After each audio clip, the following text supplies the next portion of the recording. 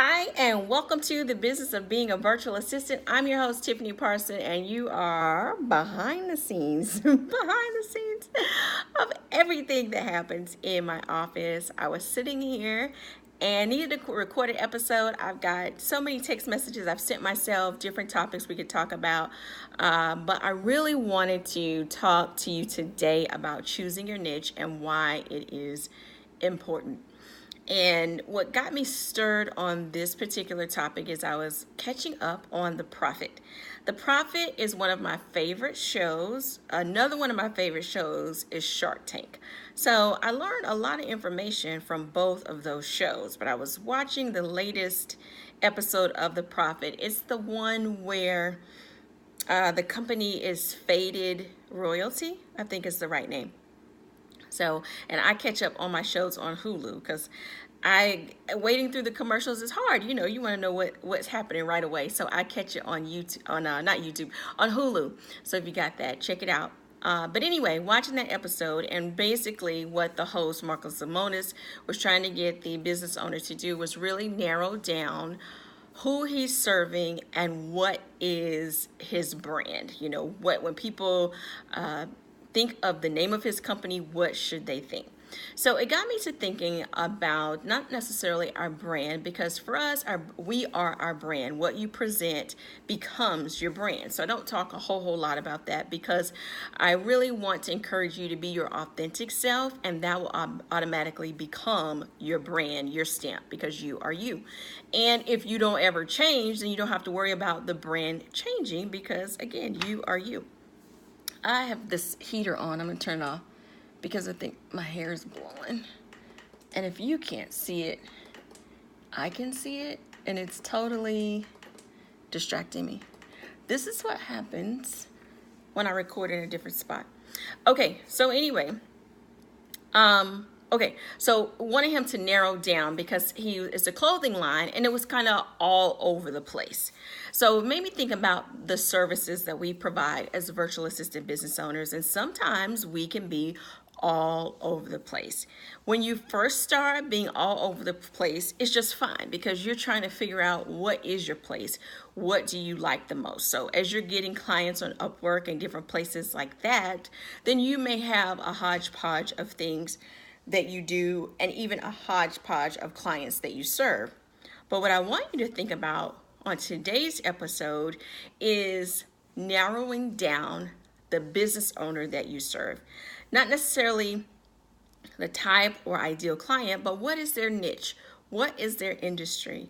For example, I like the idea of working with local businesses, people with local type businesses, not necessarily people in my specific city and state, but those people who have local type businesses. For example, real estate agents, hair salon owners, lawn care businesses, and there was another one that I had wrote down.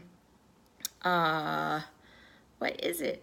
Anyway, those type business owners, because they may not realize how they could use a virtual assistant. They may think they have to have an assistant in the office. They may not think of what a virtual assistant can bring to the table.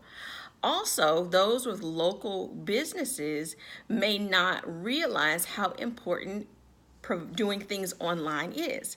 So if you offer social media services, website services, blogging services, research, you do Facebook, Twitter, Instagram, graphics, what have you, if your services are all related to something that an online business or someone who's marketing online would need, then you may be like me and want to serve people with local type businesses.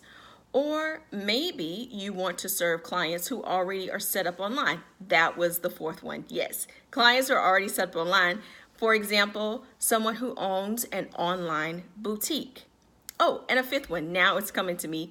Direct sales business owners. So those who are in network marketing, party planning, that is another category. And these are just some things that I've been playing around with to decide what type client do I want to aim at.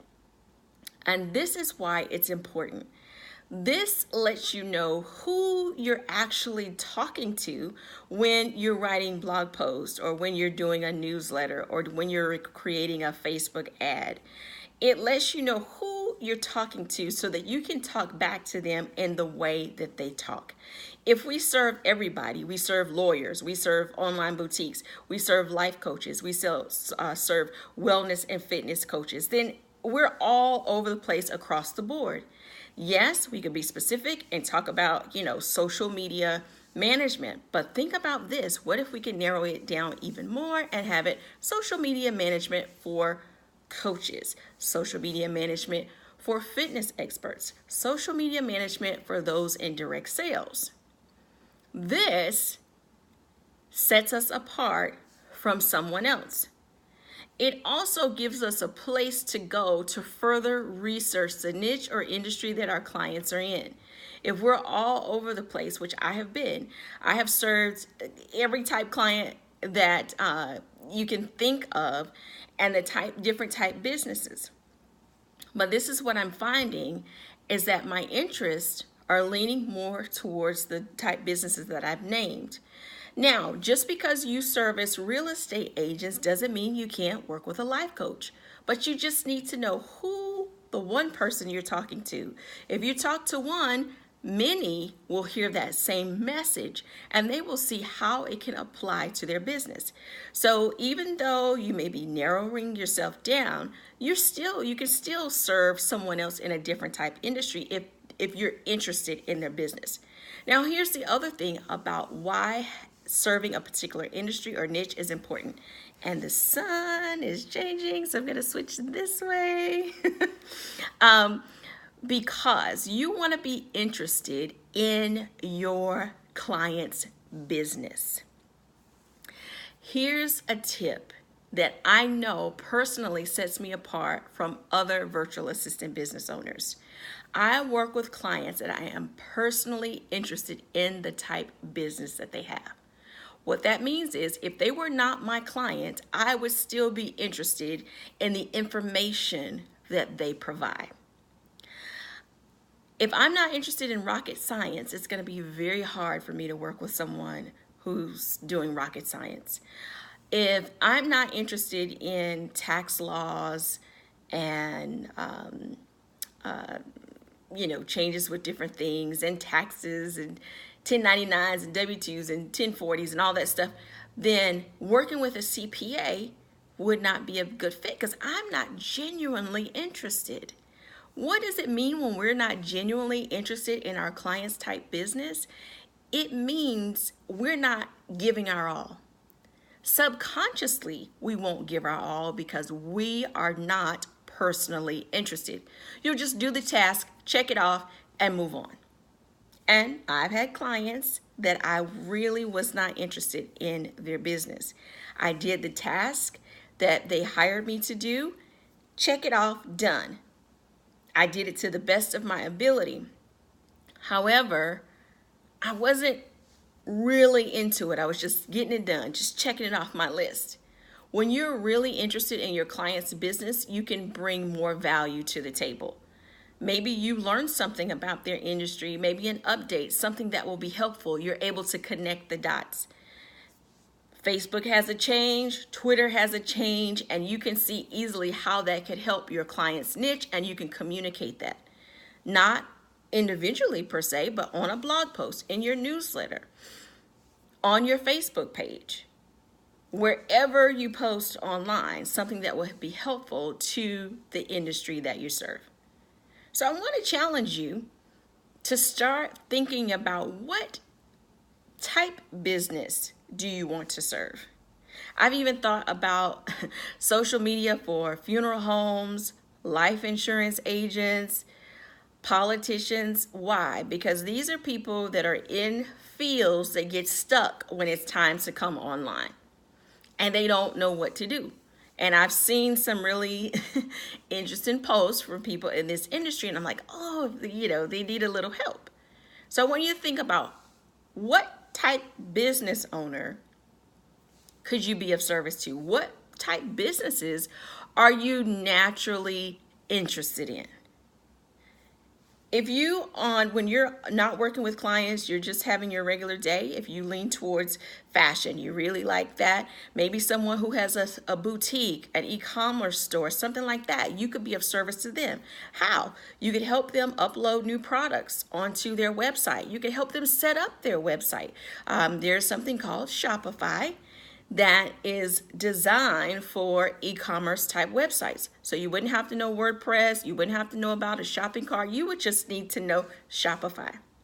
So let's say you provide services for online boutiques, or those setting up online boutiques on Shopify.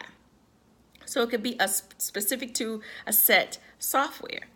And maybe you also enjoy social media, so you can show them, you can do their posts maybe on Instagram or Facebook and see how all of that goes together. Now, yes, granted, you could offer that same service to someone who's in lawn care, and maybe they do sell something on their website, but are you going to be interested in the lawn care? Are you going to be interested in what they provide in comparison to someone with an online boutique? Maybe they're transitioning from Etsy to Shopify, and you have been shopping on Etsy forever, but lately you're finding a lot of your favorite boutiques have Shopify websites. And I think I mentioned Shopify last week as well. Can you tell I've got an interest in Shopify too? So anyway, this could be something that you incorporate in your services. Now, if you don't know how to utilize that tool, you don't know about Shopify, you don't know about setting up a website, you're not sure about newsletters, autorespond, different things that I have mentioned, and you're like, oh, that sounds neat, but I don't know how to do it. My philosophy is, and I mentioned this before on a previous podcast, is that you start with the skills that you have right now so that you can start making some money. While you're doing that, you research and learn what you need to for what you want to do. Now, we provide some of the learning and skills in the Virtual Assistant Business Owner Circle. So if you're interested in that, go to tiffanyparson.com and click on the link. Go to the free webinar. That will give you some more information. So just sign up for that on the website. I'll also be sure the link is included in the show notes. But this is how we can offer more value, be of service, and be interested in our business 3 years from now, 5 years from now, 10 years from now, by serving those people who are in industries that we are naturally interested in. So I want to hear from you. Come over to my Facebook page. Let me know what type industry, what type businesses are you looking to serve in 2018, and what is your service? I'd love to know that as well. So I look forward to chatting with you more over on the Facebook page. That's where I am every day. You can also tweet me and I'll get that as well, but I am on Facebook every single day. So anyway, I look forward to your comments, your questions. You let me know. My Facebook page is facebook.com/Tiffany Parson Biz, and then on Twitter, Tiffany D. Parson. Thank you so much for listening and getting a glimpse of behind the scenes. I'll be back in the office next week with the right lighting and all that good stuff. But I didn't want to wait while this is fresh on my mind. I wanted to share it with you. So you have a wonderful day as my son is moving again. I don't know which way to go. So I'm going to close out the podcast. Thanks again. You have a fabulous day.